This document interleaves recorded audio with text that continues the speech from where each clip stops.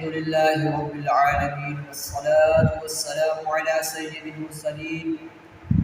أما بعد فأعوذ بالله من الشيطان الرجيم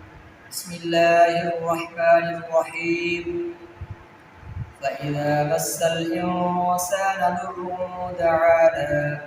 ثم إذا خولناه نعمة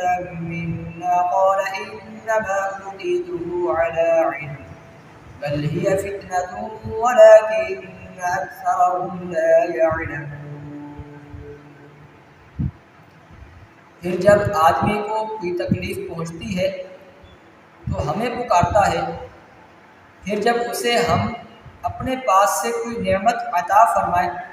تو کہتا ہے یہ تو مجھے ایک علم کی بدولت ملی ہے، بلکہ وہ تو ایک آزمائش ہے، مگر ان میں اکثر لوگ جانتے نہیں۔ فَإِذَا مَسَّ الْإِنسَانَ ضُرٌّ دَعَانَا، پھر جب آدمی کو کوئی تکلیف پہنچتی ہے تو ہمیں پکارتا ہے، یعنی یوں تو مشرک اپنے معبودوں کے ذکر سے مسرور ہوتا ہے، یعنی مشرکین لوگ جو ہیں اپنے معبودوں سے مسرور ہوتے ہیں اور اللہ تعالیٰ کے ذکر سے منہ بگاڑتے ہیں، لیکن جب اسے کوئی تکلیف پہنچتی ہے تو وہ اس وقت ہمیں پکارتا ہے، یعنی مشرکین لوگ جو ہیں وہ اپنے معبودوں کے ذکر سے مسرور ہوتے ہیں اور اللہ تعالیٰ کا جب ذکر آئے تو اس سے منہ بگاڑتے ہیں، لیکن جب ان کو کوئی مصیبت پہنچتی ہے، کوئی تکلیف پہنچتی ہے، کوئی مرض پہنچتا ہے تو اس وقت اپنے معبودوں کو ذکر نہیں کرتے، اس وقت اللہ تبارک و تعالیٰ کو یاد کرتے ہیں،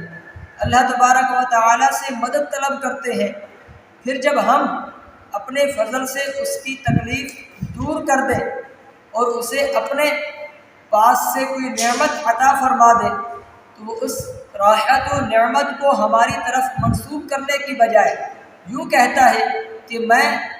معاش کا جو علم رکھتا ہوں اس کے ذریعے سے میں نے یہ دولت کمائی ہے، یعنی مشرک لوگ جو ہیں جب انہوں کو کوئی تکلیف پہنچتی ہے، کوئی مصیبت پہنچتی ہے تو اس وقت وہ اللہ تبارک و تعالیٰ کو یاد کرتے ہیں، اپنے معبودوں کو چھوڑ دیتے ہیں، اور جب اللہ تبارک و تعالیٰ ان سے کوئی وہ تکلیف دور فرما دیتا ہے، وہ مصیبت دور کر دیتا ہے تو اس وقت وہ کیا کہتے ہیں کہ یہ تو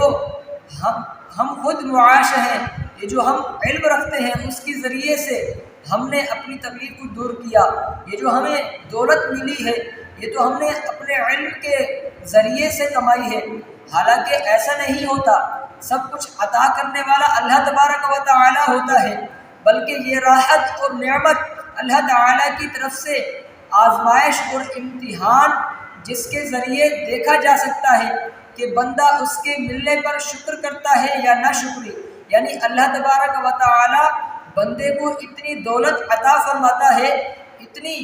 اتنا مرتبہ عطا فرماتا ہے اور اس پر آزمائش ڈالتا ہے کہ دیکھتا ہے کہ یہ بندہ میرا شکر گزار بنتا ہے یا میری ناشکری کرتا ہے، تو لیکن ان میں اکثر لوگ جو ہیں جانتے نہیں کہ یہ نعمت اور عطا استدراج اور امتحان ہے، یعنی مصیبت اور راحت کے وقت مشرکوں کی عملی حالت کو دیکھتے ہوئے ہمیں اپنی حالت پر بھی غور کرنا چاہیے، یعنی یہ تو تھا مشرکین لوگوں کے لیے، تو ہم مسلمانوں کو بھی اس پر غور کرنا چاہیے کہ ہم بھی مصیبت میں خدا کو یاد کرنے اور خوشی کے وقت بھلا دینے کے مرض میں مبتلا تو نہیں ہیں۔ حضرت ابو ہریرہ رضی اللہ تعالی عنہ سے روایت ہے کہ رسول کریم صلی اللہ تعالی علیہ وآلہ وسلم نے ارشاد فرمایا، جو یہ چاہے کہ مصیبتوں کے وقت اللہ تبارک و تعالی اس کی دعا قبول کرے تو وہ آرام کے زمانے میں دعائیں زیادہ مانگا کرے، یعنی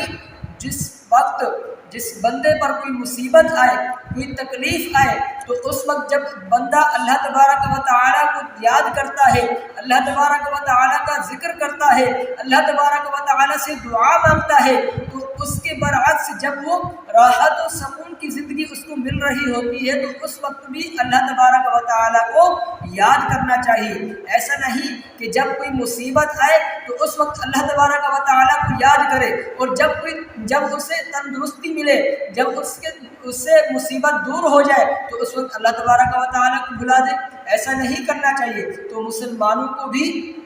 ایسا نہیں کرنا چاہیے کہ اللہ تبارک و تعالی ہمیں راحت اور تکلیف ہر حال میں اپنا ذکر اور اپنی اطاعت کرنے کی توفیق عطا فرمائے۔ پیارے اسلامی بھائیوں، حضرات محترم، اس آیت سے معلوم ہوتا ہے کہ اللہ تبارک و تعالی کی بارگاہ سے عطا ہونے والی کوئی نعمت آزمائش بھی ہو سکتی ہے، اور یہ بھی معلوم ہوتا ہے کہ دنیا کی نعمتیں پانے والوں کی ایک تعداد ایسی ہے جو نعمتوں کے آزمائش ہونے اور اس کا انجام برا ہونے کو نہیں جانتی، اور نعمتوں پر تکبر اور غرور کرنے کی وجہ سے ان کے دل سخت ہو چکے ہوتے ہیں۔ یعنی کچھ لوگ ایسے ہوتے ہیں ان کو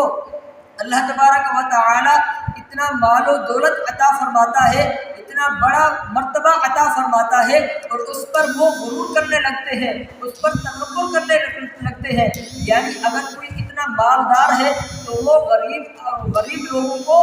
حقیر سمجھنے لگتا ہے، اگر وہ اتنے مرتبے والا ہے تو اپنے سے چھوٹے مرتبے والے کو حقیر سمجھتا ہے۔ تو ایسا بھی نہیں کرنا چاہیے۔ تو اگر ایسا کریں گے، تکبر اور غرور کریں گے تو اس کی وجہ یہ ہوگی کہ ان کے دل سخت ہو جائیں گے، غفلت ان پر غالب آ چکی ہوگی، اور وہ ان نعمتوں پر مطمئن ہو جاتے ہیں۔ یعنی اللہ تبارک و تعالی جو انہیں نعمتیں عطا فرماتا ہے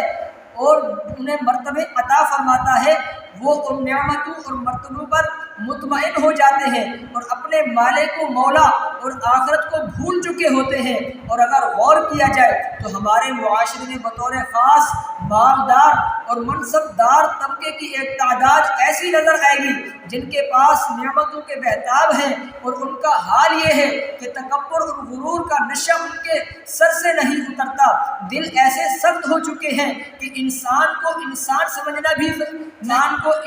سمجھنا بھی